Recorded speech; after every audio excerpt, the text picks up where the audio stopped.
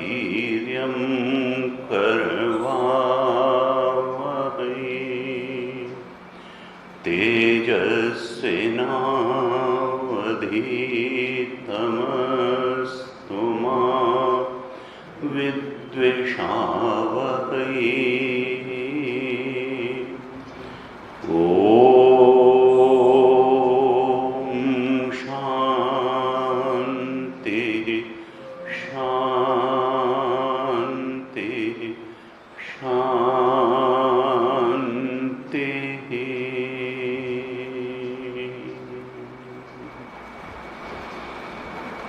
सदाशिवसमारम्भां शङ्कराचार्यमध्यमाम् अस्मदाचार्यपर्यन्तां वन्दे गुरुपरम्पराम्। अज्ञानतिमिरान्धस्य ज्ञानाञ्जनशलाकया चक्षुरुन्मीलितं येन तस्मै श्रीगुरवे नमः। तस्मै गुरवे नमः।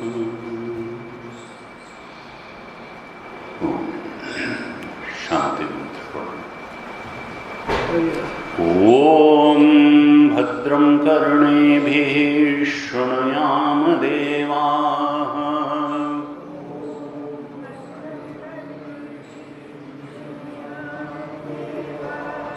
भद्रं पश्येमाक्षभिर्यजत्राः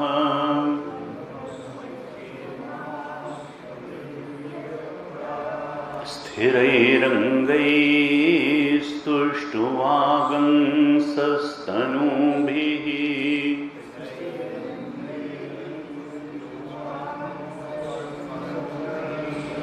व्यशेम देवहितं यदायुः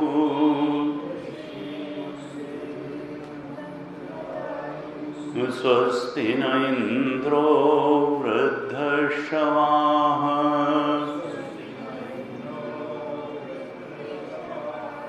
स्वस्ति नः पूषा विश्ववेदाः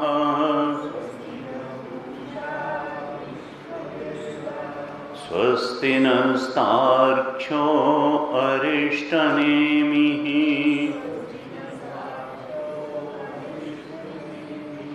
स्वस्ति नो बृहस्पतिर्दधातु ॐ शान्तिः शान्तिः शान्तिः।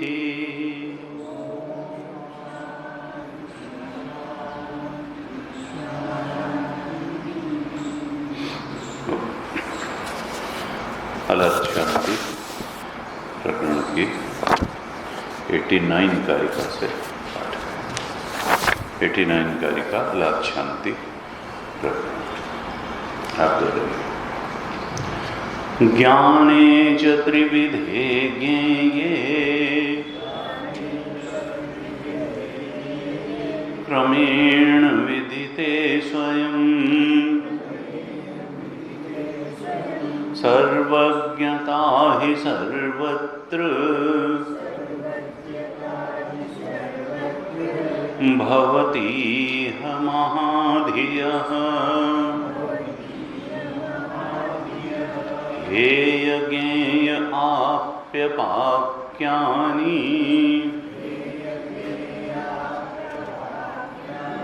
विज्ञेयान्यग्रयाणतः तेषाम् अन्यत्र विज्ञेयात् उपलम्भस्त्रिषु स्मृतः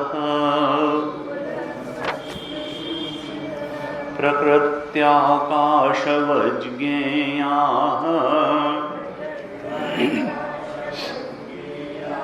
सर्वे धर्मा अनादयः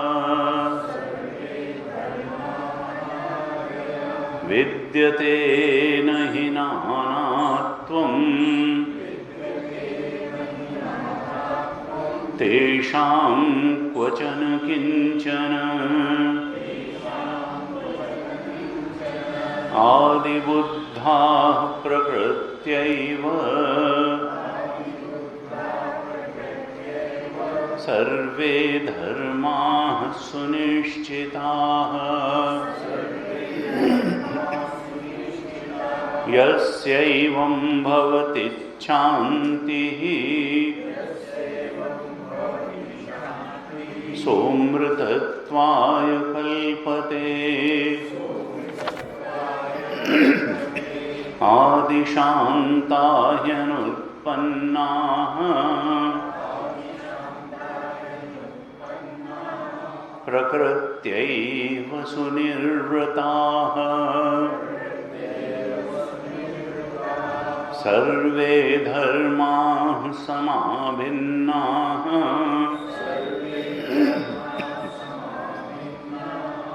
अजं साम्यं विशारदम् वैशारद्यं तु वै नास्ति भेदे विचरतां सदा भेदनिम्नाः पृथग्वादाः तस्मात् ते कृपणाः स्मृताः अजे साम्ये तु ये केचित्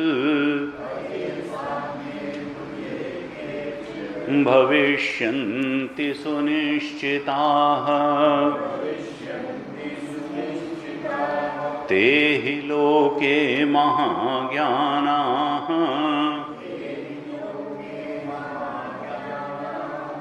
तच्च लोको न गाहते अजेष्वजम् असंक्रान्तम् धर्मेषु ज्ञानमिष्यते यतो न क्रमते ज्ञानम् असंगं तेन कीर्तितम् अणुमात्रेऽपि वैधर्म्ये जायमाने विपश्चितः असंगता सदा नास्ति किमुता वर्णच्युतिः अलब्धा वर्णाः सर्वे धर्माः प्रकृतिनिर्मलाः आदौ बुद्धास्तथा मुक्ताः बुध्यन्ते इति नायकाः क्रमतेन हि बुद्धस्य ज्ञानं धर्मेषु तायिनः सर्वे धर्मास्तथा ज्ञानं नैतद्बुद्धेन भाषितम् दुर्दर्शमतिगम्भीरम् अजं साम्यं विशारदम् बुद्ध्वा पदम् अनानात्वम् नमस्कुर्मो यथा बलम् नमस्कुर्मो यथा बलम्।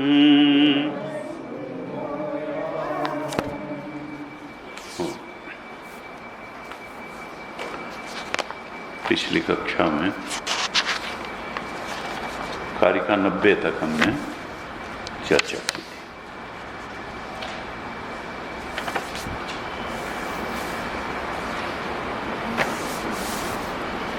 हे ये आप्य पाक्यानि विज्ञेयानि अग्रयाणतः तेषाम अन्यत्र विज्ञेयात् उपलम्भ त्रिषु स्मृता। कारिका 90 में ये बताया था कि साधक को इन 4 बातों को जान लेना चाहिए। कुछ करके ही कुछ पाया जाता है। साधना का उद्देश्य साध्य को प्राप्त कर लेना है। साधन करके साध्य की प्राप्ति होती है। और वेदांत का अजीब सा खेल है कि जिस साध्य की प्राप्ति होती है वो पहले से ही प्राप्त है, प्राप्तस्य प्राप्ति। लेकिन दूसरी तरफ ये भी एक सत्य है कि साधन करके ही साध्य की प्राप्ति होती है। अब इन दोनों ही बातें अपनी अपनी जगह अगर ठीक हैं तो साधन करना भी आवश्यक है और जो साध्य प्राप्त होगा वो पहले से ही प्राप्त भी है, ये बात भी ठीक है। आत्मा किसको प्राप्त नहीं है? आत्मा तो हमारा स्वरूप ही है। लेकिन वो स्वरूप होने के बावजूद हमको उपलब्ध नहीं है, अपने सत्य रूप में उपलब्ध नहीं, ये भी एक सच्चाई है। ईश्वर हमारा स्वरूप है लेकिन ईश्वर उपलब्ध भी नहीं है। इसलिए उस अनुपलब्धि के भ्रम को हटाने के लिए साधन की आवश्यकता। वो जो अप्राप्ति का भ्रम है कि हमारा स्वरूप आत्मा नहीं है, हमारा स्वरूप तो शरीर है, हमारा स्वरूप तो मन है, हमारा स्वरूप तो बुद्धि है। इस अज्ञान के निवारण के लिए ज्ञान की आवश्यकता है और वो ज्ञान बुद्धि में ही होगा। आत्मा तो ज्ञान स्वरूप है, आत्मा को थोड़ा ज्ञान होना है, आत्मा तो ज्ञान स्वरूप। ये अज्ञान, ये रॉन्ग नोशन, ये अविद्यात्मक प्रत्यय कि हम नहीं जानते हैं या हमारा वास्तविक स्वरूप क्या है, ये प्रत्यय बुद्धि में बैठा है। बुद्धि में बैठे हुए इस अज्ञान के निवारण के लिए ज्ञान की आवश्यकता है और बार बार कहने पर भी अज्ञान निवृत्त नहीं होता। इसका कारण क्या है कि बुद्धि का वो धरातल उपलब्ध नहीं है जहां गुरु कहे कि तुम आत्मस्वरूप हो और वो बात स्वीकार हो जाए। यानी बुद्धि को शुद्ध करने की आवश्यकता है, चित्त शुद्धि की आवश्यकता है। अब चित्त शुद्धि की प्रक्रिया क्या होगी कि गलत धारणाएं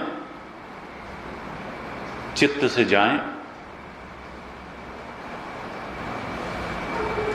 और जो अच्छी बातें हैं, सद्गुण हैं, वो चित्त में आए और रिटेन हो, धारण हो।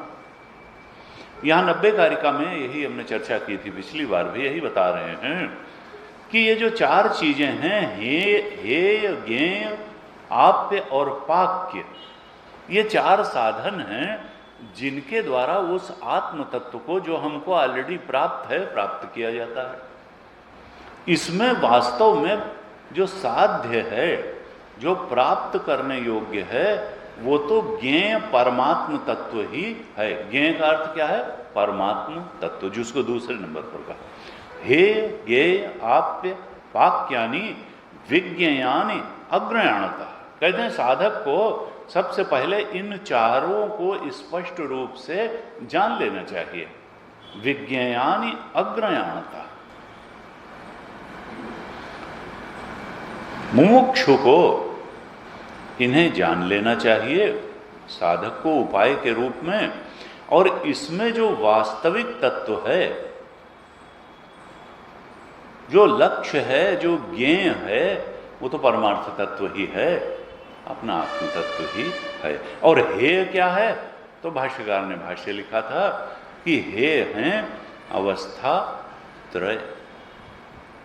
जो अवस्था, अब अवस्था त्रय तो हम नहीं, क्योंकि हम जागेंगे नहीं कि सोएंगे, यानी इनमें जो सत्यत्व बुद्धि बैठी हुई है वो हेय है। हेय हैं अवस्था त्रय। क्यों? क्योंकि कहा तेषाम अन्यत्र विज्ञेयात् उपलम्भः त्रिषु स्मृतः। तेषाम अन्यत्र, इसमें ज्ञेय को छोड़ करके जो बाकी के तीन हैं, त्रिषु यानी हेय, आप्य और पाक्य, चार चीजें बताई। इनमें जो तीन हेय, आप्य और पाक्य हैं, कहा वो तो मिथ्या कहे गए हैं, अविद्यामय कल्पना रूप ही हैं वो। और जो वास्तविकता है, जो सत्य है, वो तो ज्ञेय परमार्थ तत्व ही है। तो तीन की स्थिति को भी जानना है, और चौथा जो लक्ष्य है ज्ञेय परमार्थ तत्व, उसकी वास्तविकता को भी जानना है। कहा हे है अवस्था त्रय, आप्य है,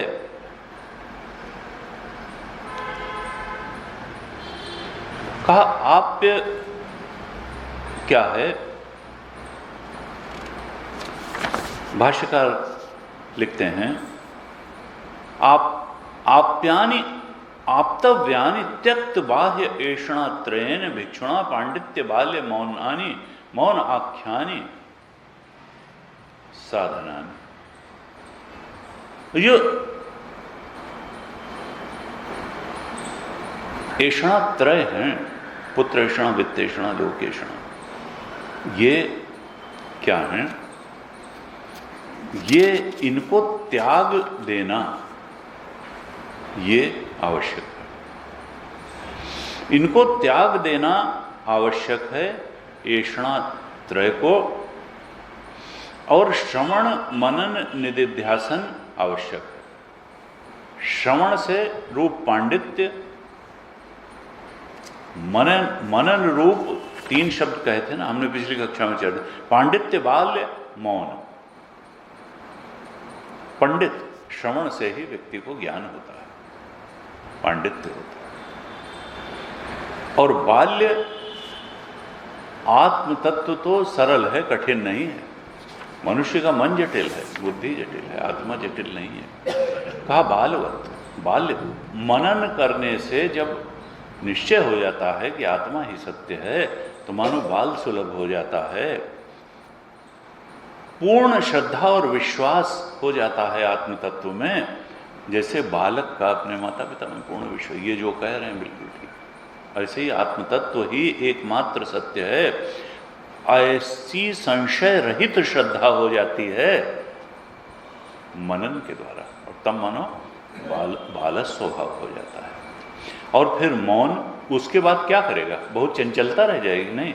निदिध्यासन जब हो जाएगा और वही एकमात्र सत्य पूरी सृष्टि में दिखाई देने लगेगा, तो फिर तस्य कार्यम न विद्यते। फिर काहे की हलन और काहे की चलन, तब काहे के लिए दौड़ भाग, किस लिए?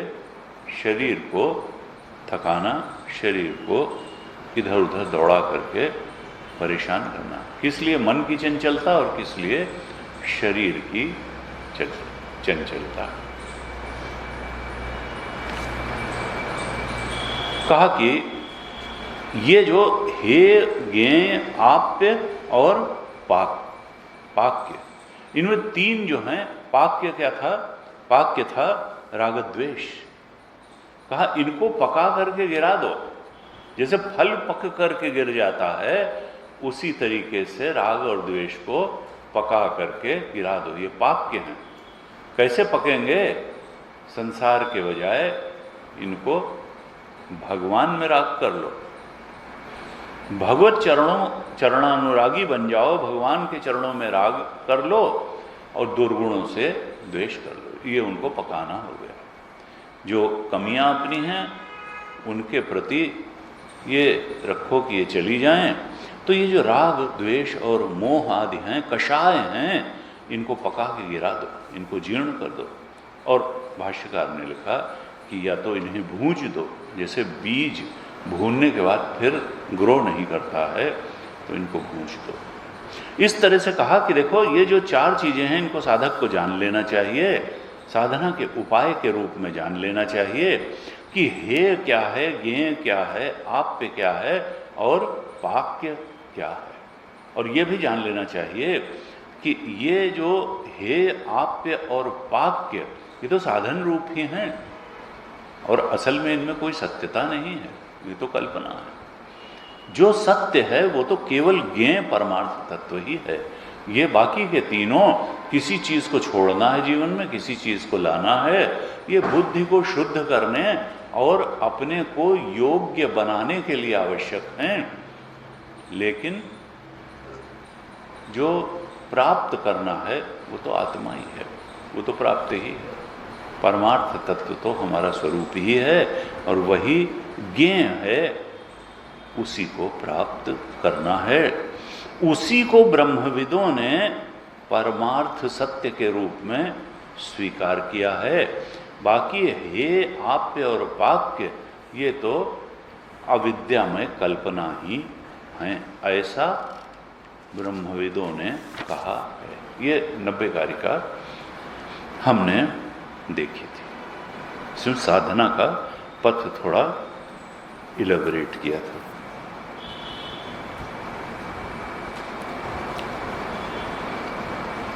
क्या जीवन में धारण करने योग्य? वैसे तो निंदा स्तुति किसी चीज की नहीं, गुण और दोष दोनों मायाकृत हैं। लेकिन तुलसी बाबा ने कहा कि ताते कछु गुण दोष बखाने, संग्रह त्याग न बिनु पहचाने। अगर हम गुण को गुण नहीं जानेंगे, गुण क्यों गुण है? क्योंकि ये आत्मा के बोध की तरफ बढ़ाने में हमें सहारा देता है। स्वरूपावस्थान में सहायक होने के कारण ही किसी बात को गुण कहा जाता है और स्वरूपावस्थान से दूर ले जाने के कारण ही किसी चीज को दोष कहा जाता है। लक्ष्य जो है वो अपने सत्य स्वरूप में प्रतिष्ठित होना ही है और उधर बढ़ाने वाला जो जो कुछ है, जो दिनचर्या है, जो गुण है, सद्गुण है, वो सब अनुकूल हमारी अनुभूतियां हैं, अनुकूल आदतें हैं, सद्गुण हैं। और जो दूर हटाने वाले वहां से हैं उन्हीं को दुर्गुण कहा गया। तो ताते कछु गुण दोष बखाने, संग्रह त्याग न बिनु पहचान। जब तक तो पहचानेंगे नहीं तो गुणों का संग्रह कैसे होगा और दुर्गुणों का त्याग कैसे होगा? तो जिसे छोड़ना है उसको भी जानना चाहिए और जिसे पाना है उसको भी जानना चाहिए। और अंतिम प्राप्तव्य तो ज्ञेय परमार्थ तत्व ही है। ये जानना, ये दुर्गुण को छोड़ना और सद्गुण को प्राप्त करना, ये तो मन को शुद्ध बनाने वाली साधना मात्र है। ये सब कल्पना के दायरे में ही है, क्योंकि मन स्वयं कल्पना के दायरे में है, बुद्धि स्वयं कल्पना के दायरे में है। तो सद्गुण ये सब माया कर सुनहु तात मायाकृत गुण और दोष अनेक, गुण यह उभय न देखिए, देखिए सो अविवेक। ज्ञानी तो किसी चीज में गुण और दुर्गुण नहीं देखता, वो तो जानता है दोनों ही एक समान माया कृत हैं। तो कहा कि देखो मोक्ष का जो अभिलाषी है, जो मोक्षाभिलाषी है, उसको इन चारों को ठीक तरह से जान लेना चाहिए। और ये भी जान लेना चाहिए कि जो तीन हैं वो आविद्यक कल्पना मात्र हैं, लेकिन वो साधना में सहायक हैं। और चौथा जो ज्ञेय है वो तो प्राप्तव्य है और वो वास्तव में प्राप्त ही है, लेकिन जो उसके अज्ञान का भ्रम है वो निवृत्त होना चाहिए। 90 कारिका में होता है। अब 91 कारिका में क्या कहते हैं, 91 कारिका में क्या कहते हैं, कारिकाकार कहते हैं प्रकृत्या आकाशवज ज्ञेयाः सर्वे धर्माः अनादयः विद्यते न हि नानात्वं तेषां क्वचन किंचन। कारिकाकार कहते हैं कि प्रकृत्या आकाशवज ज्ञेयाः सर्वे धर्मा अनादय। सर्वे धर्मा, सारी ही आत्माएं, धर्मा का मतलब क्या है, आत्माएं। सर्वे धर्मा, सारी ही आत्माएं प्रकृत्या यानी स्वभाव से, प्रकृति का मतलब क्या है, इनकी प्रकृति, इनका स्वभाव ऐसा। सर्वे धर्मा प्रकृत्या, सारी ही आत्माएं प्रकृत्या मतलब स्वभाव से आकाशवत, स्वभाव से ही आकाश के समान है। सारी ही आत्माएं स्वभाव से आकाश के समान हैं। और कैसी हैं, अनादया, वो कभी किसी काल विशेष में प्रारंभ नहीं हुई, अनादि हैं यानी नित्य हैं, नित्य हैं, अनादि हैं। सारी ही आत्माएं स्वभाव से ही आकाशवत हैं और नित्य हैं। यानी देश भी उनको सीमित नहीं करता और काल भी उनको सीमित नहीं करता। यही तो होता है। नित्य का मतलब क्या है कि किसी काल विशेष में प्रारंभ नहीं हुई, काल परिच्छिन्न नहीं है। और आकाश तो स्वयं स्पेस है, आकाशवत है माने देश परिच्छिन्न नहीं है। अब एक शब्द यहां अगर केवल धर्मा लिख देते तब तो ठीक था, अब लिख दिया सर्वे धर्मा, सारी ही आत्माएं। अब जब आत्माएं अनेक होंगी तो एक आत्मा दूसरी आत्मा से परिच्छिन्न नहीं हो जाएगी। तो इसको अभी अगली लाइन में ही क्लियर कर दिया। यहां जरूर कहा सर्वे, क्योंकि हमारी आदत तो पड़ी हुई है जीव चेतन के रूप में सोचने की, तो एक तरह से हमारी अनुभूति को यहां पर एक स्वीकृति देते हुए सर्वे धर्मा शब्द जो लिख दिया, तो कहीं सर्वे धर्मा सारी आत्माएं, इससे ये न व्यक्ति को संदेह हो जाए साधक को कि आत्माओं में अनेकता है या आत्मा में अनेकता है। तो दूसरी लाइन में ही कह दिया विद्यते नहीं नानात्वम। देखो आत्मा में नानात्व नाम की कोई चीज ही नहीं है। पहली लाइन में जरूर सर्वे धर्मा कहा कि ज्ञेया, ये मुमुक्षु को जानना चाहिए, यह ज्ञान उसके अंदर होना चाहिए।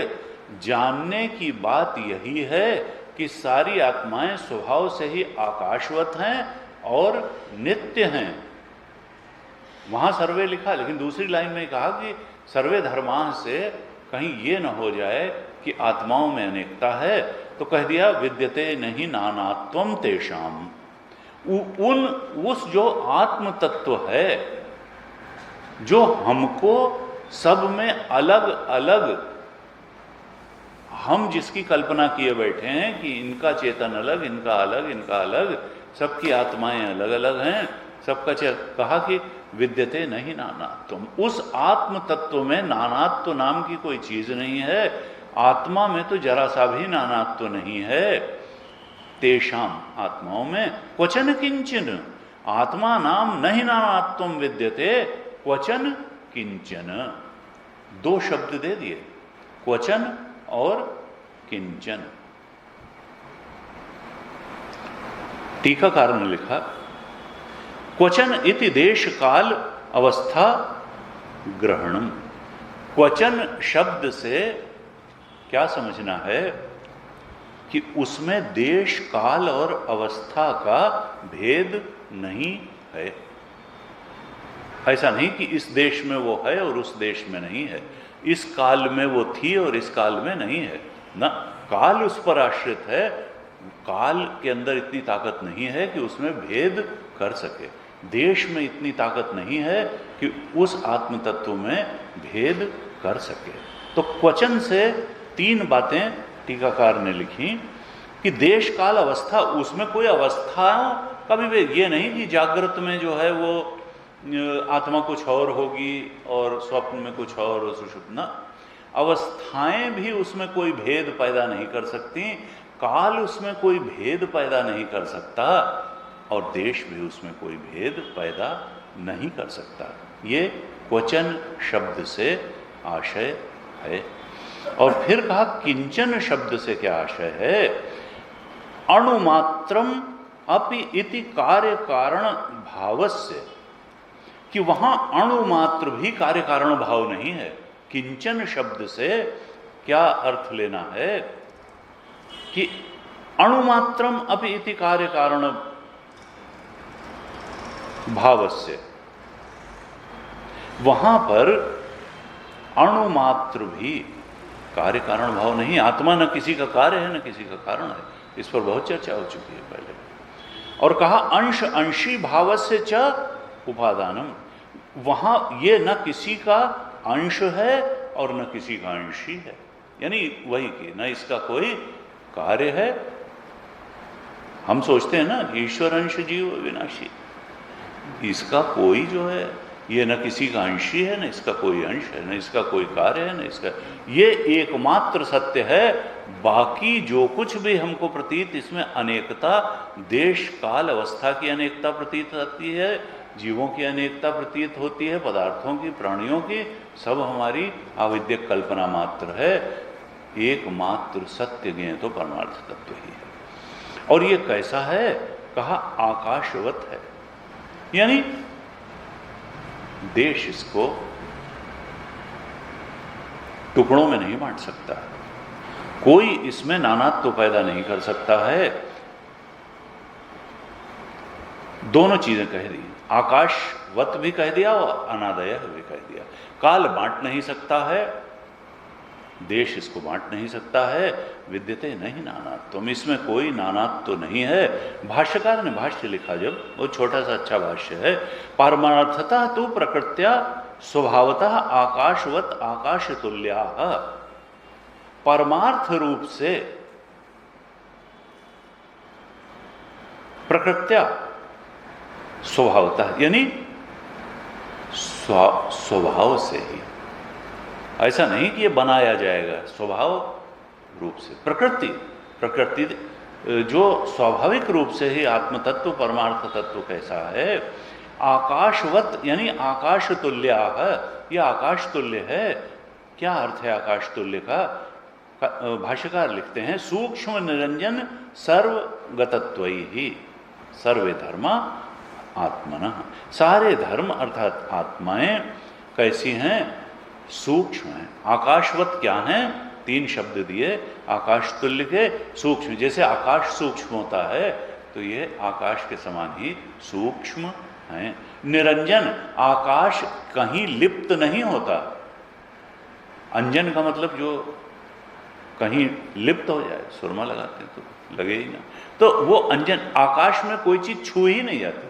न पानी से आकाश भीगता है, न आकाश अग्नि से गर्म होता है, न मिट्टी उसमें छू जाती है, कुछ नहीं, न जल छू जाता है।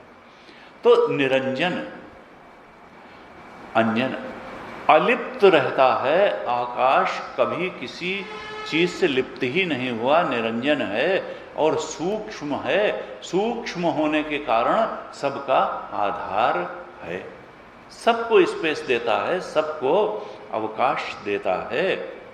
और आत्मा तो यहाँ कहा आकाशवत के, इसको आकाश के समान ही सूक्ष्म समझो, निरंजन समझो, और कहा सर्वगतत्व, ही सर्वगत समझो। कोई जगह ऐसी नहीं है जहाँ आकाश न गया हो। इसी तरह से आत्म तत्व भी अगर आकाशवाद समझोगे तो कोई जगह ऐसी नहीं है जहाँ ये आत्मदेव पहले से ही पहुँचे हुए न हो, क्योंकि असल में ये तो आकाश से भी ज़्यादा सूक्ष्म है।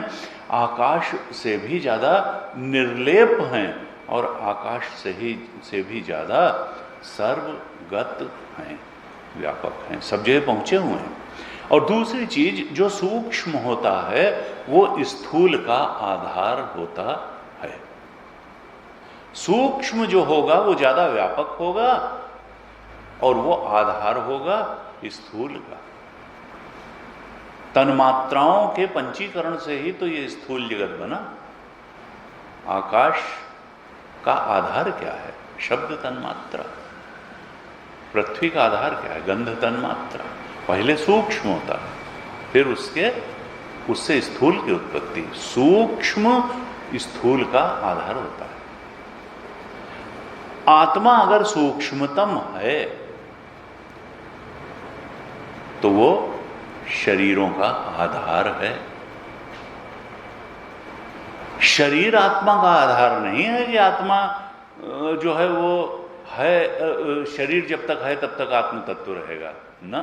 सूक्ष्म आधार होता है और स्थूल उसके ऊपर अध्यारोप होता है, आरोपित होता है। तो आत्म तत्व तो आधार है। इन तीनों शरीरों का जीवों के आधार है, जगत का भी आधार है, वो सब कुछ का आधार है, वो सब का अधिष्ठान है, सर्वाधार है, सर्वाधिष्ठान है। आत्मा आधार है और अत्यंत सूक्ष्म है और वो निर्गुण है। देखिए, आकाश तो माइक है, गुणों से पैदा हुआ है। आत्मा तो गुणातीत है, निर्गुण है। क्योंकि जो गुणों की बहुलता, गुणों से ही तो स्थूलता बनती है। हमारा स्थूल शरीर पंचभूत, शब्द स्पर्श रूप रस गंध तन्मात्रा के पंचीकरण से ही तो ये स्थूल जगत बना हो, स्थूल शरीर बना। तो गुणों से की बहुलता से, गुणों के मिक्सिंग से ये स्थूल बनता है।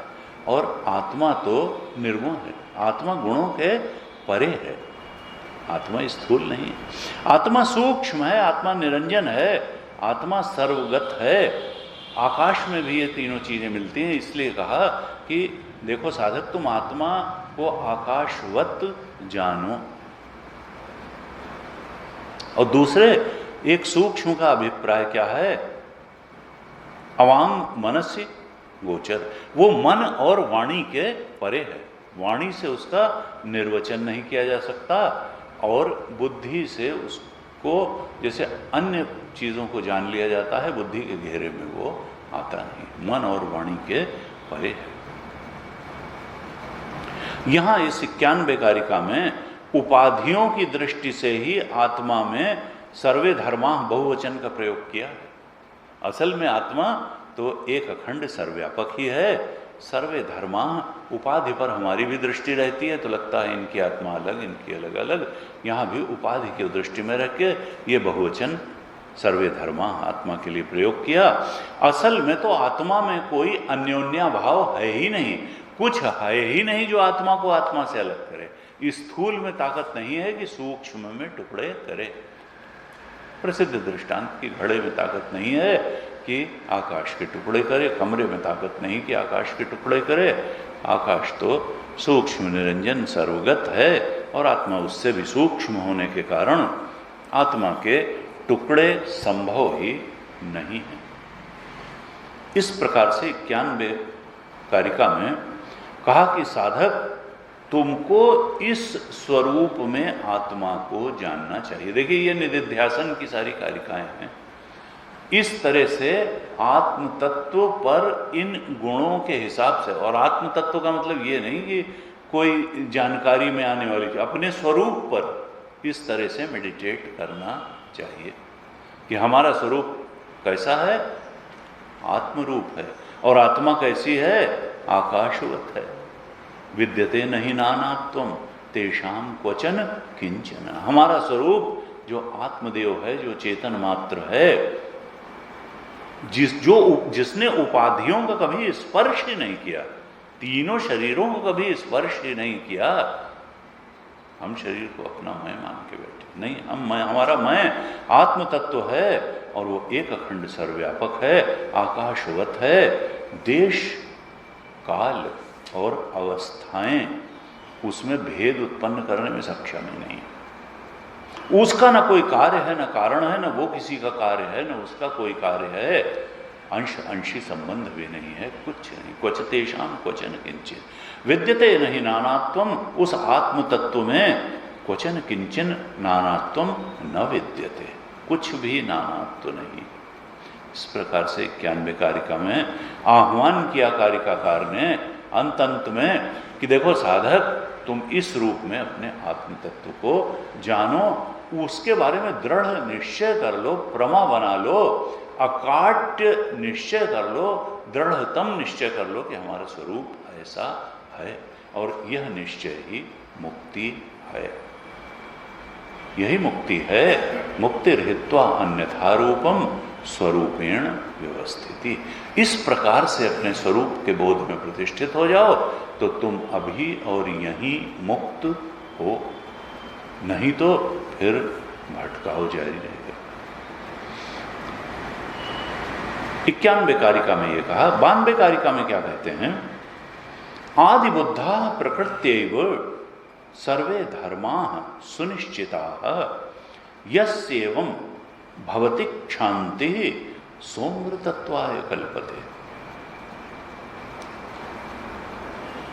गौड़पादाचार्य जी कहते हैं आदि बुद्धा प्रकृत्यैव, ये जो फिर देखिए यहां से वहां बता दिया था कि विद्यते नहीं नानात्वम, लेकिन यहां पर फिर उपाधि पर दृष्टि रखते हुए, हमारी अनुभूति की स्वीकृति देते हुए फिर शब्द क्या लिखा? सर्वे धर्माः। सर्वे धर्मा। देखो साधक, तुम जान लो कि आत्मा, आत्म तत्व आत्माएं, सर्वे धर्माः आदि बुद्धाः प्रकृत्याएव। 91 कारिका में कहा था सर्वे धर्माः आकाशवत प्रकृत्या, सारी ही आत्माएं स्वभाव से ही आकाशवत हैं। और यहां कहते हैं आदि बुद्धा, बोध स्वरूप हैं, ज्ञान स्वरूप हैं, प्रकाश स्वरूप हैं। आदि बुद्धा, किसी काल विशेष में इनके अंदर कोई ज्ञान उत्पन्न हुआ हो ऐसी बात नहीं। आदि बुद्धा, ये आत्मदेव हमेशा से ज्ञान से भरे हुए हैं। आदि बुद्धा, किसी काल विशेष में जैसे हमारी बुद्धि थोड़ी थोड़ी चीजों की का ज्ञान प्राप्त करती रहती है, अब इसका ज्ञान प्राप्त किया, उसका ज्ञान, ऐसा नहीं है। ये तो अनादि है, नित्या अनादय, पहले ही कह दिया था कि अनादि हैं, किसी काल विशेष में इनकी उत्पत्ति नहीं हुई, और अनादि काल से ही ये ज्ञान स्वरूप ही हैं, आदि बुद्धा हैं। किसी काल खंड में इनमें ज्ञान आया हो ऐसा नहीं है, और किसी चीज का ये ज्ञान स्वरूप है। बुद्धि इन्हीं के ज्ञान से थोड़ी थोड़ी ज्ञान होती होगी, थोड़ी थोड़ी बात जानती है, ये तो ज्ञान स्वरूप है। ये नॉलेज इटसेल्फ है, ये कॉन्शियसनेस इटसेल्फ हैं, ये चेतन स्वरूप हैं, ये ज्ञान स्वरूप हैं, ये प्रकाश स्वरूप हैं। इनके प्रकाश में सब कुछ जाना जाता है। क्या कहना चाहते हैं कि ये मत समझना कि गुरु और शिष्य के बीच में जब प्रमाण व्यापार होता है तब जा करके इनका ज्ञान होता है, ये जान लिए जाते हैं। अरे केवल अज्ञान का पर्दा हटाने के लिए गुरु और शिष्य के बीच में जो वार्तालाप होता है वो केवल अज्ञान के पर्दे को हटाता है। ये तो ज्ञान स्वरूप हैं ही, आदि बुद्धा हैं। भाष्यकार ने जब भाष्य लिखा तो कहा आदि बुद्धा कैसे? कहा सविता एवं, जैसे सूर्य जो है वो प्रकाश स्वरूप है। निज भ्रम नहीं समुझें अज्ञानी, प्रभु पर मोह धरहि जड़ प्राणी। जथा गगन घन पटल निहारी, झांपे उभानु कहां को विचारी। तुलसी भगवान नहीं है, आत्मा नहीं है। कहा निज भ्रम नहीं समुझें अज्ञानी। अज्ञानी लोग अपना भ्रम तो समझते नहीं है कि हमारी बुद्धि में अज्ञान घुसा हुआ है, हम सत्य को पहचान नहीं रहे हैं। निज भ्रम नहीं समझें अज्ञानी, और प्रभु पर मोह धरें, अरे भगवान है ही नहीं, प्रभु पर मोह धरें जड़ प्राणी, कैसे जथा गगन घन पटल निहारी, झांपे भानु कहें। जैसे आकाश में बादल छा गए हों और कहता है व्यक्ति कि सूरज ढक गया, बादलों से ढक गया, सूरज बादलों से ढक गया। सूरज इतना बड़ा, बादल छोटा सा, कैसे ढकेगा? तुम्हारी आंख को जरूर ढका है। अरे बादल उसी सूर्य के प्रकाश में दिख रहा है जिसको तुम कह रहे हो कि सूरज ढक गया है। सूरज तो प्रकाश स्वरूप है, और अब सूरज निकल आया, प्रकाशित हो गया। सूरज तो नित्य प्रकाशित है। तुम्हारे भ्रम के कारण वो आत्मदेव कभी ढके हुए हैं। भ्रम की निवृत्ति बुद्धि से जैसे हुई तो वो ज्ञान स्वरूप आदि बुद्धा, चेतन स्वरूप आत्मदेव प्रकट हो गए आकर के, तो उनको ढकने वाला तो तुम्हारा ज्ञान था। सविता एव, देखिए आकाश से व्यापकता बताने के लिए आकाश का दृष्टांत दिया था कारिका में, और भाष्यकार ने आदि बुद्धा बताने के लिए सविता सूर्य का दृष्टांत दिया। जरा भाष्य देख लें इसका 92 कारिका। कहा ज्ञेता अपि धर्माणाम संवृत्त्या एव न परमार्थता इति आह। कहा ज्ञेता अपि धर्माणाम संवृत्त्या एव, संवृत्त्या अर्थात व्यवहारिक धरातल पर, अज्ञान के धरातल पर ही ये वाक्य कहा जा सकता है कि आत्मा को जानना चाहिए। अज्ञानियों से ही तो ये कहा जाता है, ज्ञानी तो जानता ही है, वो तो ज्ञान स्वरूप है। ज्ञान स्वरूप को क्या जानना? बुद्धि से उसकी अज्ञानता, अज्ञान का भ्रम ही मिटाना है। तो व्यवहारिक धरातल पर ही ये वाक्य भी कहा जा सकता है कि आत्मा को जानना चाहिए। असल में वो तो आदि बुद्धा है। कौन नहीं जानता कि हम चेतन हैं? चेतन की महिमा को ही तो बस नहीं जानता है, महिमा को जानना है। कहा यस्माद आदौ बुद्धा आदि बुद्धा प्रकृत्या एवं स्वभावता एवं यथा नित्य प्रकाश स्वरूपा सविता एवं नित्य बोध स्वरूपा इत्यर्थ। आदि बुद्धा प्रकृत्या एवं, यह आत्मदेव प्रकृति से ही, स्वभाव से ही आदि बुद्धा हैं, प्रकाश स्वरूप हैं, ज्ञान स्वरूप हैं, नित्य प्रकाश स्वरूप हैं। सविता एवं, जैसे सूर्य नित्य बोध स्वरूप हैं। ये इनका बोध होना नहीं। जब प्रमाण प्रमेय व्यापार होता है गुरु शिष्य के बीच में, तो वो प्रमाण प्रमेय व्यापार भी इन आत्मदेव के ज्ञान स्वरूप द्वारा ही प्रकाशित होता है। बुद्धि किसके प्रकाश से प्रकाशित है? बुद्धि किसके ज्ञान से ज्ञान होती है? इन्हीं आत्मदेव के। जो बात हम समझते हैं वो इन आत्मदेव की उपस्थिति के कारण ही समझते हैं। वो बादल जो जिससे कहते हैं कि ढका है, वो सूर्य के प्रकाश में ही दिखता है। ये जो बुद्धि थोड़ा बहुत जानती है, ये आत्मदेव के प्रकाश में ही जानती है। प्रमाण प्रमेय व्यापार भी आत्मा के प्रकाश में ही संभव होता है। आत्मा तो नित्य ज्ञान स्वरूप है, बोध स्वरूप है। कहा आदि बुद्धा प्रकृत्या एव, आत्मा स्वभाव से ही नित्य प्रकाश स्वरूप, नित्य बोध स्वरूप है। सर्वे धर्मा सुनिश्चिता। और इस तरह से जो आत्मदेव हैं, आत्म तत्व है, उनका स्वरूप क्या बदलता है कि किसी में ये ज्यादा बोध स्वरूप हैं, किसी में कम बोध स्वरूप हैं। कभी ये डल हो जाते हैं, कभी इनका ज्ञान जो है प्रखर हो जाता है। कहा ना, सुनिश्चिता, निश्चित स्वरूप वाली ये आत्मा है। तुम्हारी प्रज्ञा हो सकता है हिलती हो, प्रमा हिलती हो। कभी कहते हो अंतः प्रज्ञा बहिष्प्रज्ञा हो, भयता प्रज्ञा अप्रज्ञा प्रज्ञान गरम, ऐसे तुम्हारी प्रज्ञा हिल सकती है, आत्मा तो नित्य निश्चित स्वरूप वाली है, वो सच्चिदानंद स्वरूप है, वो चेतन स्वरूप है, वो सत स्वरूप है, वो आनंद, वो नहीं हिलती मिलती है, सुनिश्चित है उसका रूप।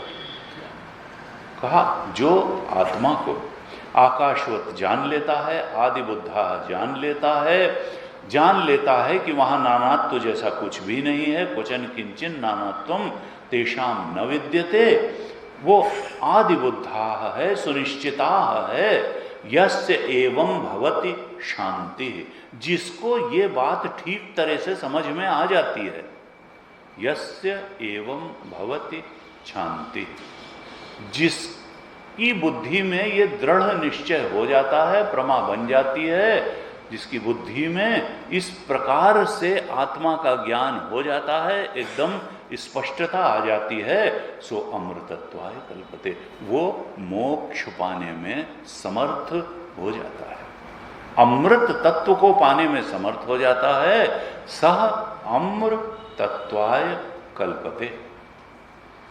भाष्यकार ने लिखा सो अमृतत्वाय अमृत भावाय कल्पते मोक्षाय समर्थो भवति इत्यर्थ।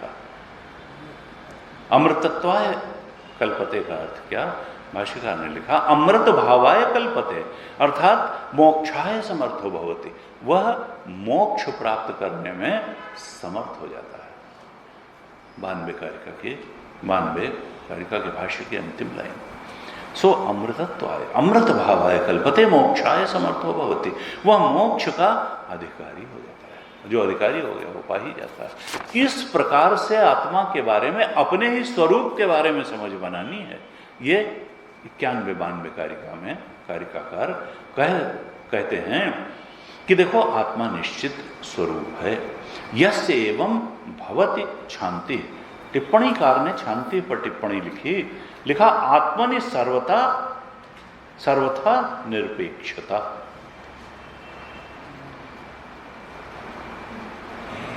आत्मा किसी भी चीज के सापेक्ष आत्मा का न तो अस्तित्व है और न बोध है, ये तो नित्य बोध स्वरूप है, आति बुद्धा है। ऐसा नहीं है कि ये करेंगे, ये क्रिया करेंगे तो आत्मा को जानेंगे और ये साधन करेंगे तो ये आत्मा को जानेंगे। किसी क्रिया की, किसी साधन की आवश्यकता नहीं है, केवल अज्ञान को हटाना मात्र है। भाष्यकार ने लिखा न तेषाम निश्चय कर्तव्य नित्य निश्चित स्वरूपा इत्यर्था न संदेह्यमाना स्वरूपा। आत्मा नित्य निश्चित स्वरूप है, आत्मा में कभी ऐसा नहीं होता कि आत्मा ऐसा है और ऐसा नहीं है, निश्चित स्वरूप वाला है, सच्चिदानंद स्वरूप है। यस्य मुमुक्षोः एवं यथोक्त प्रकारेण सर्वदा बोध निश्चय निरपेक्षता आत्मार्थम परार्थम वा यथा सविता नित्यम प्रकाशांतर निरपेक्ष स्वार्थम परार्थम च इति एवं भवति शांति बोध कर्तव्यता निरपेक्षता। इतना बड़ा सेंटेंस लिख दिया। कहा कि यस्य मुमुक्षोः एवं, जो मुमुक्षु इस प्रकार से आत्मा को जानता है कि आत्मा एक निश्चित स्वरूप वाली है और आत्मा बोध स्वरूप है, आदि बुद्धा है और सुनिश्चित स्वरूपा है, बोध रूप जानता है और निश्चित स्वरूप वाली जानता है। कहा शांति है, बोध कर्तव्यता निरपेक्षता।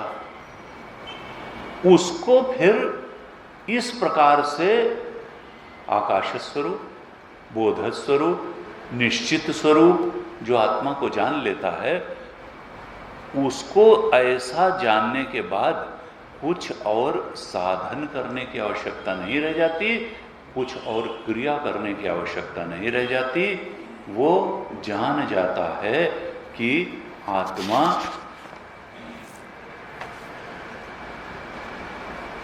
सुख स्वरूप है, शांत स्वरूप है और बोध स्वरूप है। इस प्रकार की आत्म शांति उसको मिल जाती है।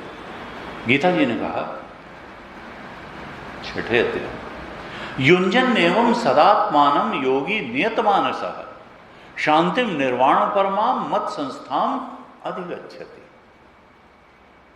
युंजन ने जो इस प्रकार से सदा आत्म तत्व को जानता है कि वो आकाशवत है, वो आदि बुद्धा है, वो अनादया है, उसमें नानात्व जैसी कोई चीज नहीं है, वो सुनिश्चित स्वरूप वाली है, जो इस प्रकार से जान लेता है और हमेशा जानता, युंजन एवं सदात्मानम, इस प्रकार के आत्मबोध को में दृढ़ता से बना रहता है, ऐसी दृढ़ प्रमा हो गई, निश्चित ज्ञान हो गया।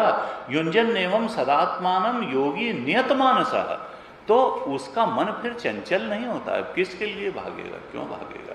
नियतमानसः, इंद्रियां वश में हो गई, क्योंकि अब कामना ही नहीं रह गई। जब जहां सुख माना था वो मिथ्या दिख गया, और मिथ्या से क्या सुख लेंगे? सत्य का बोध हो गया, परमार्थ तत्व जान गए, तो अब नियत मानसा, इंद्रियां शांत, मन शांत, और केवल इंद्रियां और मन ही नहीं शांत, इंद्रियों की शांति तो बनाए रखी जाती है।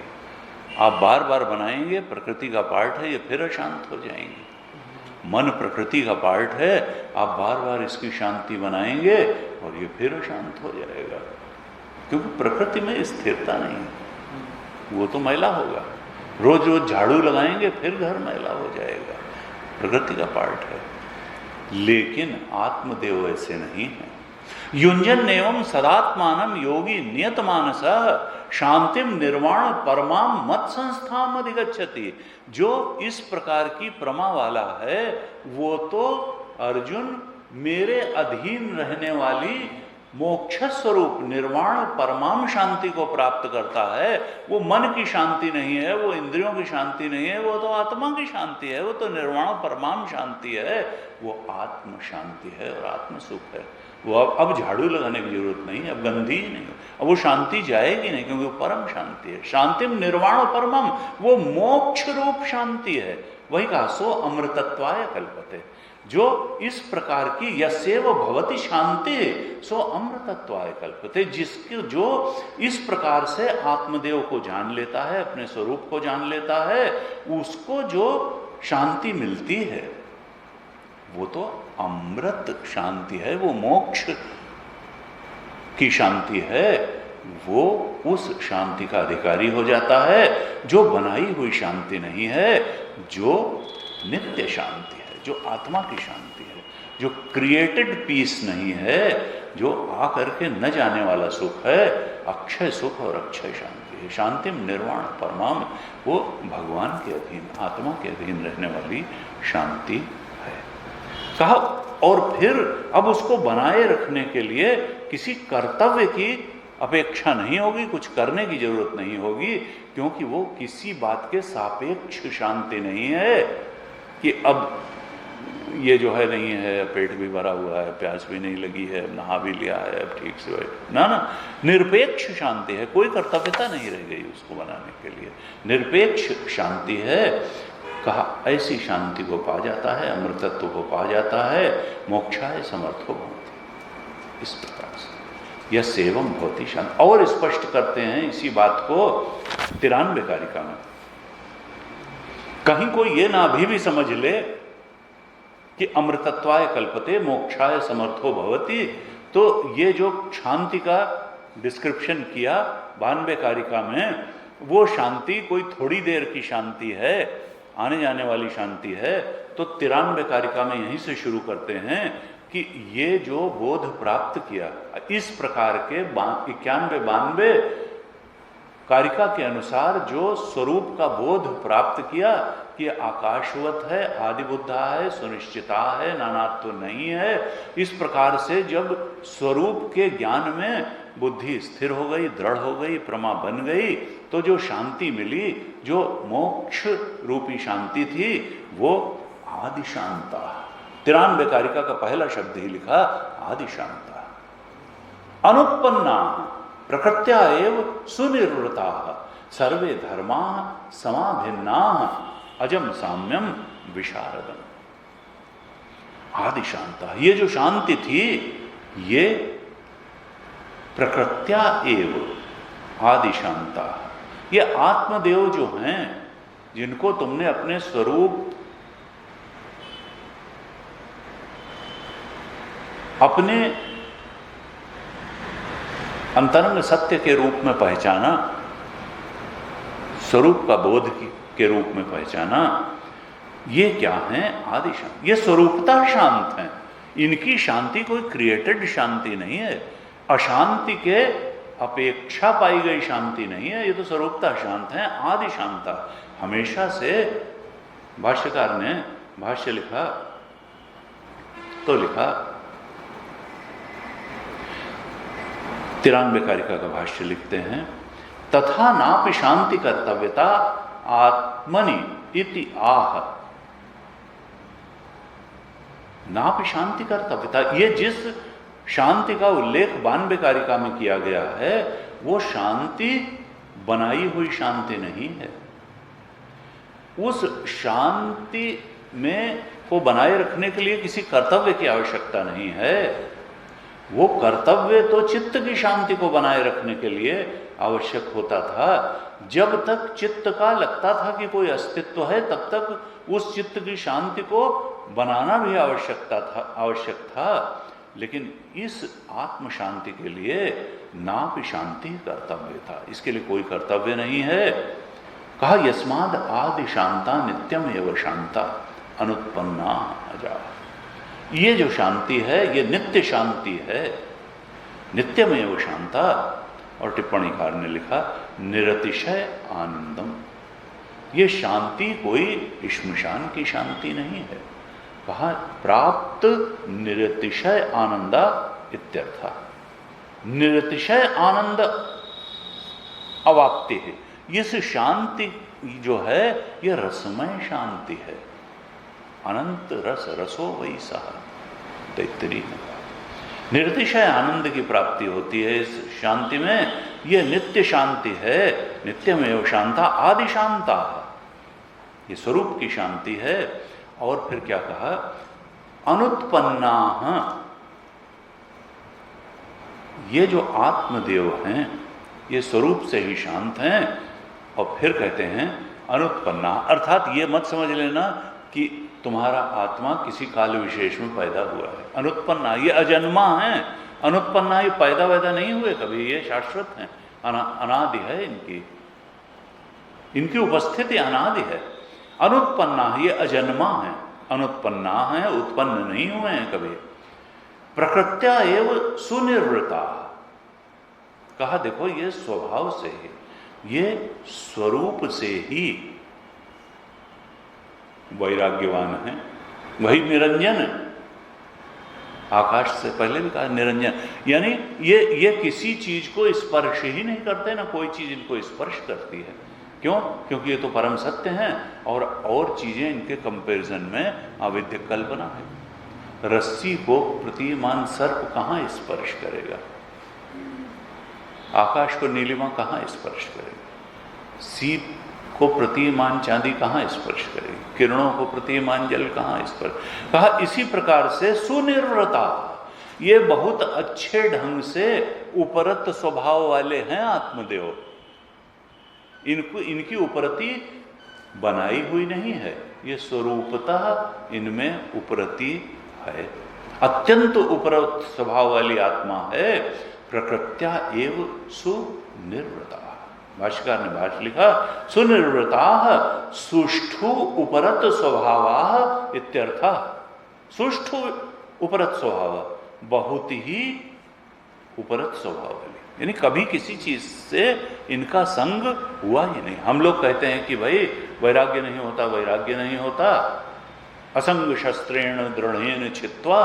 और वास्तव में आत्मा का अगर बोध हो जाए तो मालूम पड़ेगा नहीं छित्वा इत्वा क्या, असंग संग क्या, ये तो कभी किसी चीज से इनका संग हुआ ही नहीं। ये ज्ञान का वैराग्य है ज्ञानी का। आत्मा का तो कभी संग ही नहीं। क्या क्या उसमें छित्वा क्या और काटना क्या? कहा कि अत्यंत उपरत स्वभाव वाली है, सुनिर्वृता है। और मतलब क्या है कि कोई जो अनर्थ है इसको छू ही नहीं गया, सारे अनर्थ से शून्य है। अखिल अनर्थ शून्य, द्वैत तो अनर्थ है। अखिल अनर्थ से शून्य है आत्मदेव। भागवत में कहा, धामना स्वेन सदा निरस्त कुहकम सत्यम परम धीमहि। अपने धाम में ये भगवान कृष्ण, ये आत्मदेव, उनको माया का स्पर्श भी नहीं होता। कुहक माने माया। धामना स्वेन, अपने स्वरूप में उसके माया का स्पर्श भी नहीं है, गुणों का स्पर्श भी नहीं है, कोई उपाधि नहीं है, उपाधि से छू भी नहीं है। धामना स्वेन सदा निरस्त कुहकम सत्यम परम धीमहि। जो सत्य है, परम सत्य है, जिसका हम ध्यान करते हैं, वो अपने शुद्ध स्वरूप में माया उसको छू भी नहीं गई है। धामना स्वेन सदा निरस्त कुहकम सत्यम पर, ऐसे उस परम सत्य का ध्यान, मायातीत सत्य का ध्यान करते हैं भगवान। शांता प्राप्त निरतिशय आनंद। कहा आदि शांता अनुत्पन्ना प्रकृत्या एव सुनिर्वृता सर्वे धर्मा समाभिन्ना। ये आत्मदेव जो हैं, यहां फिर उपाधि पर दृष्टि रख के सर्वे धर्मा शब्द का, सर्वे धर्मा सम अभिन्ना। ये आत्मदेव जो हैं सम हैं और अभिन्न हैं। सम का मतलब क्या है? सम का मतलब है न तो यहां पर कोई विशेष है और न सामान्य है। दो तरह से भिन्नता आती है, सामान्य और विशेष।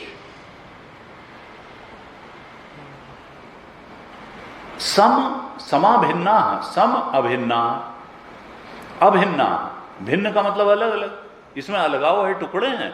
कहा नहीं, अभिन्न, इसमें टुकड़े नाम की कोई चीज ही नहीं है। ये नानात्व से रहित है और सम है, एक रस है। न इसमें कहीं कोई सामान्य छू गया है, न विशेष छू गया है।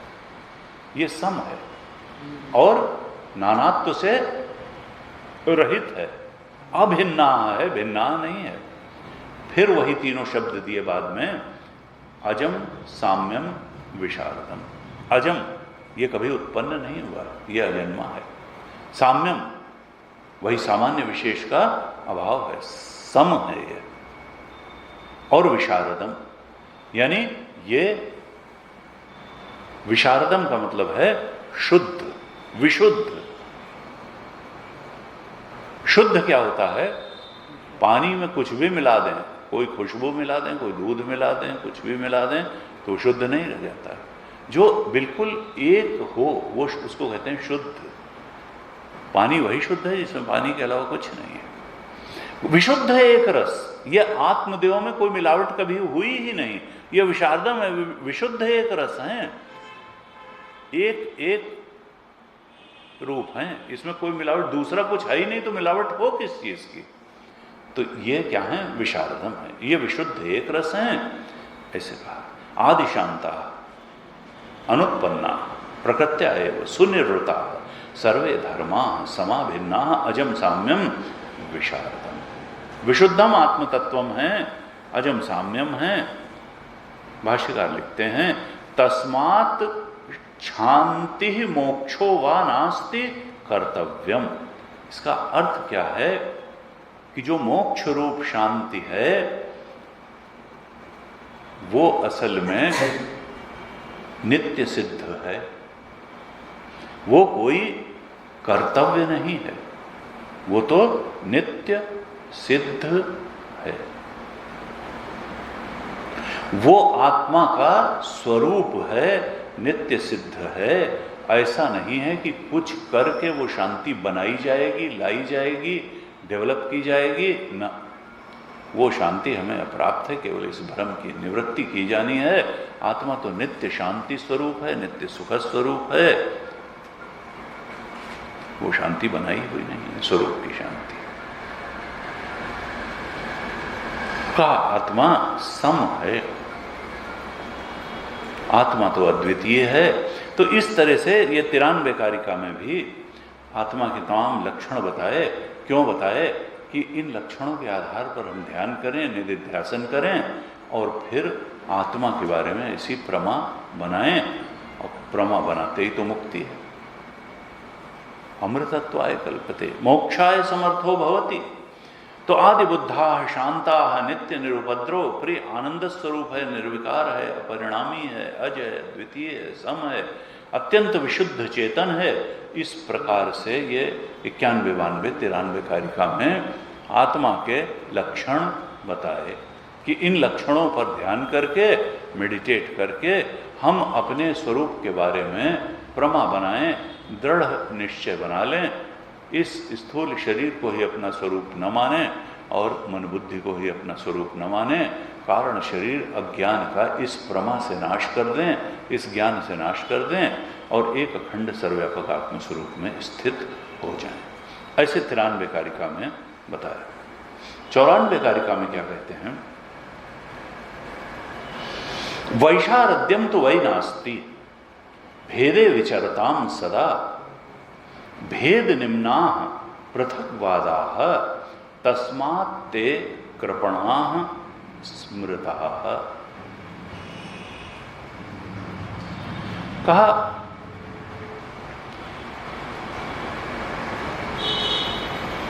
टीकाकार ने लिखा, ये जो 94 कारिका है, इदानीम मुमुक्षु प्ररोचनार्थम अविद्वत निंदाम दर्शयति। ये कारिका क्यों लिखी गौड़पादाचार्य जी ने? कहा जो मुमुक्षु है उसको उत्साह देने के लिए लिखी, और जो अविद्वान है उसकी निंदा करने के लिए लिखी कि देखो अज्ञानी मत रह जाना। अज्ञानी की निंदा करने के लिए लिखी, और जो मोक्ष की इच्छा रखने वाला है उसका उत्साह बढ़ाने के, उसका प्ररोचन करने के लिए लिखी। इदानीम मुमुक्षु प्ररोचनार्थम अविद्वद निंदाम दर्शयति। ये कारिका अविद्वान की निंदा करती है और मुमुक्षु को उत्साह देती है, प्ररोचन करती है। क्या कहती है? वैशारद्यम तो वै नास्ति।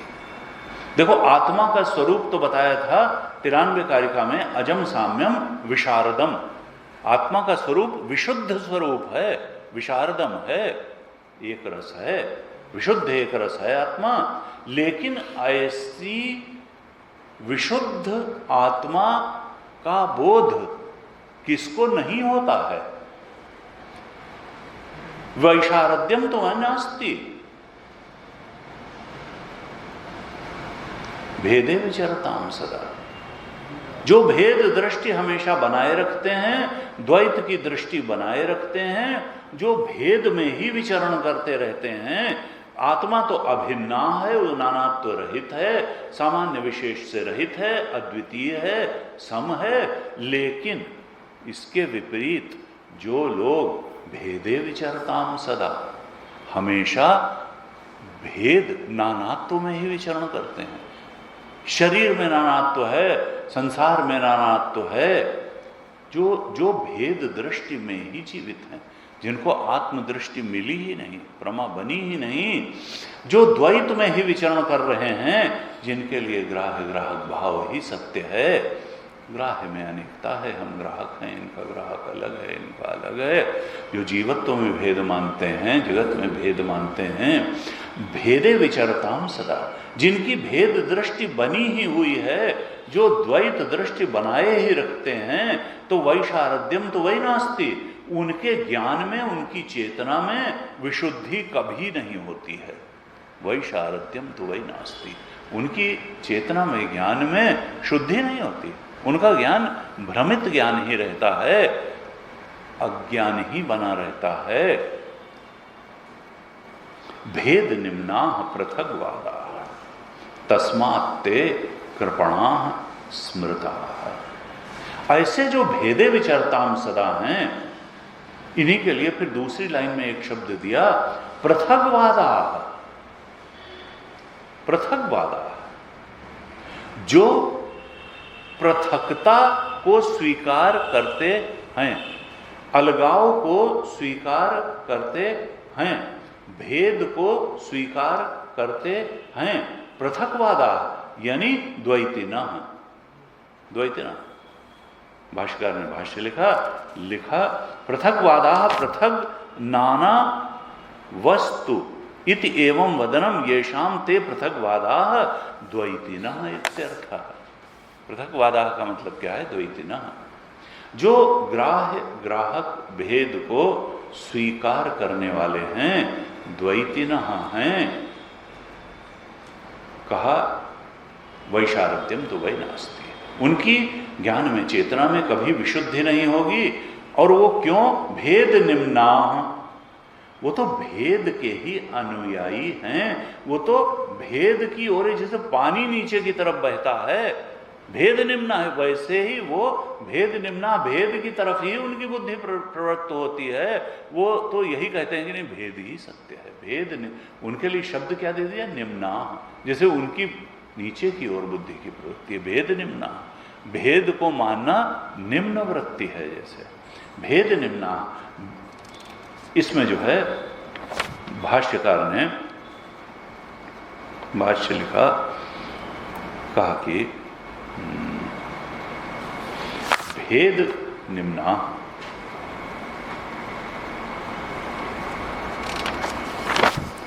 भेद अनुयायी न, जो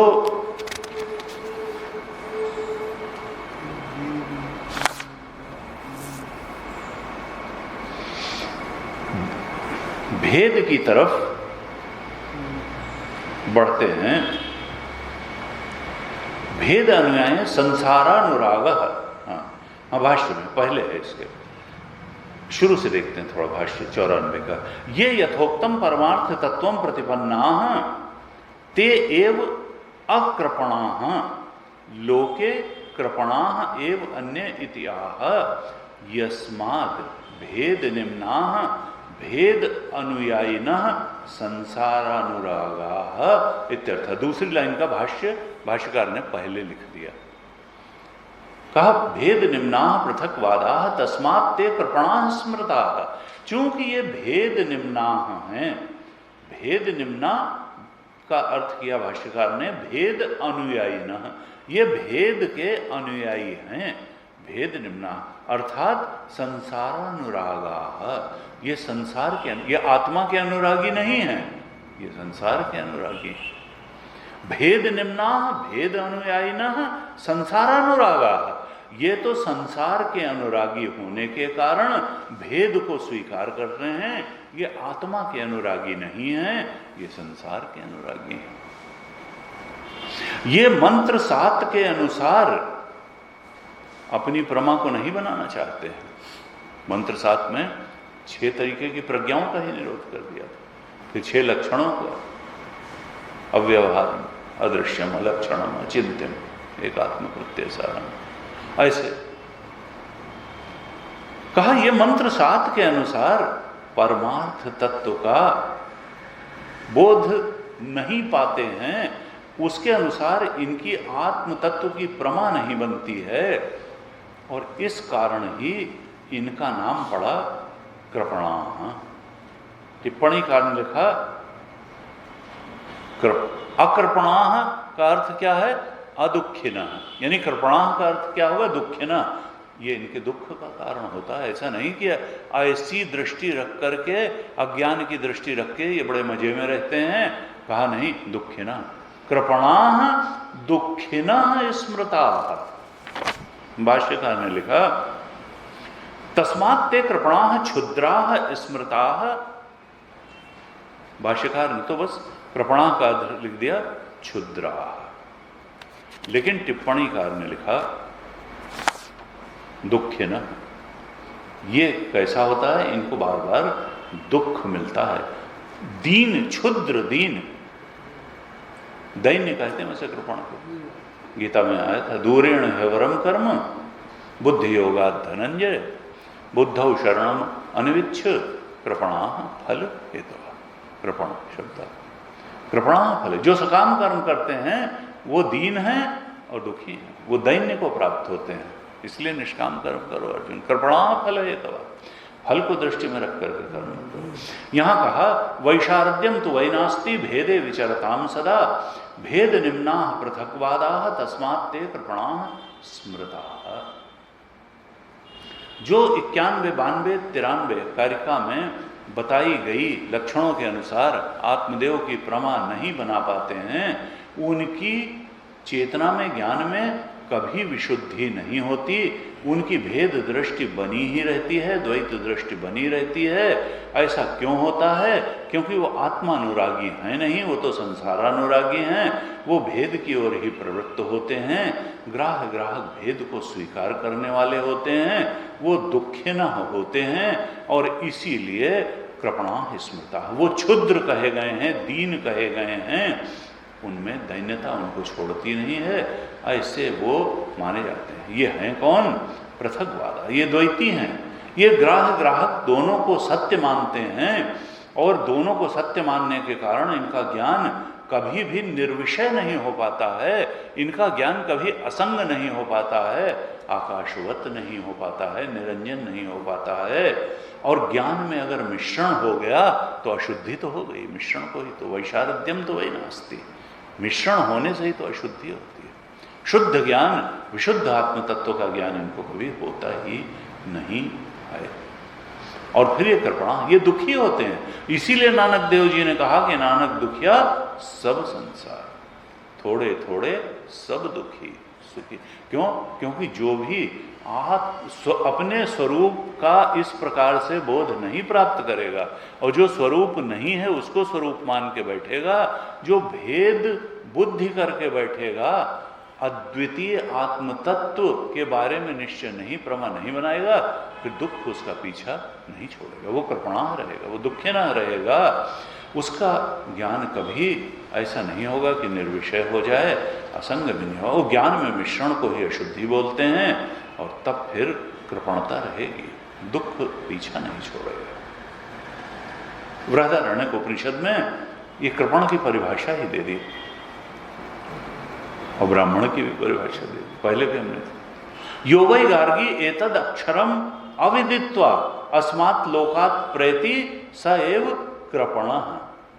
कहा, हे गार्गी, याज्ञवल्क्य कहते हैं, जो उस अक्षर तत्व को जाने बिना इस संसार से चला जाता है वो कृपण है, यानी दीन है। और यो वै गार्गी एतद अक्षरम विदित्वा अस्मात् लोकात् प्रयति स एव ब्राह्मणः।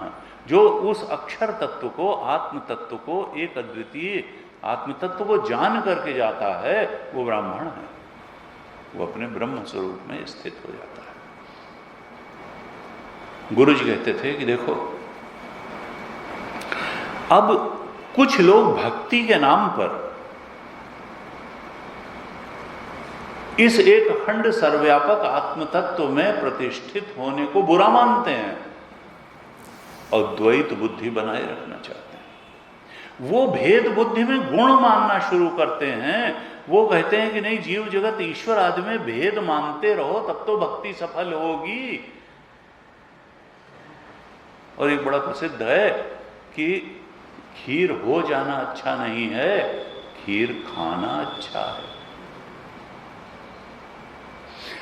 तो भक्ति के नाम पर वो आत्मा में भोक्तृत्व मानते रहते हैं और दृष्टांत देते हैं कि मिठाई बनना अच्छा नहीं है, मिठाई खाना अच्छा नहीं है, मिठाई खाना अच्छा है, मिठाई बनना अच्छा नहीं है। रामकृष्ण परमहंस से कहते, लेकिन वेदांत तो इसीलिए उन्होंने कहा था कि उनको बाहर रख के आओ तो बात हो सकती है। तो गुरु जी कहते थे, देखो अब ये विचार की ईमानदारी नहीं रह जाती और भ्रम कहाँ से पैदा होता है कि देखो, ये तो कारिकाकार ने साफ कहा, भेद निम्ना पृथक्वादा। अब ये तो नहीं कह सकते कि वो इतने ऊंचे भक्त हैं, संत हैं कि वो जो है संसारानुरागी हैं तो भगवद अनुरागी, लेकिन ना आत्मा के सही स्वरूप को समझने को तैयार है, ना भगवान के सही स्वरूप को समझने को तैयार है। उन्होंने संसार को तो भोग्य नहीं माना, ये तो तय है। संसार के विषयों के भोग के अनुरागी तो वो नहीं हैं, लेकिन उन्होंने भोग्य की जगह भगवान को रख दिया। खुद तो खीर नहीं बने, भगवान को खीर बनाए दिया। खुद तो मिठाई बनने से चूके, भगवान को ही मिठाई बना दिया। और संसार के रस का भोग करने के बजाय भगवान को विषय के स्थान पर रख करके भगवान को भोग्य बना दिया उन्होंने। संसार के विषयों को भोग्य नहीं बनाया, उन्होंने विषयों की जगह भगवान को रख दिया, भगवान को भोग्य बना दिया और खुद भोक्ता बने रहे, यानी ग्राहक भाव नहीं गया। तो गुरु जी कहते थे कि ऐसा करना, भगवान को भोग्य की जगह रख देना और खुद भोक्ता ही बने रहना, ये जगत को भोगने से तो बहुत अच्छा है और बहुत ऊंचा है, लेकिन परमार्थ दृष्टि से ये दोषपूर्ण है। क्योंकि भगवान का भी सत्य वही है जो आपका सत्य है, आत्मा ही उनका भी सत्य है, आत्मा ही अद्वितीय तत्व के सत्य के बोध में अगर परमार्थ दृष्टि से देखा जाए तो भगवान को भोग्य बनाना ये दोषपूर्ण है, और खुद भोक्ता बने रहना ये भी दोषपूर्ण है। यहां से एक छलांग आगे लगा करके उस अद्वैत तत्व के बोध में प्रतिष्ठित होना ही पड़ेगा। बात तभी खत्म होगी, तभी मोक्षाय समर्थो भवति यस्यैव भवति शांति सो अमृतत्वाय कल्पते। अमृतत्व की तभी प्राप्ति होगी, भगवान तुम में कोई अंतर नहीं। कहा कि देखो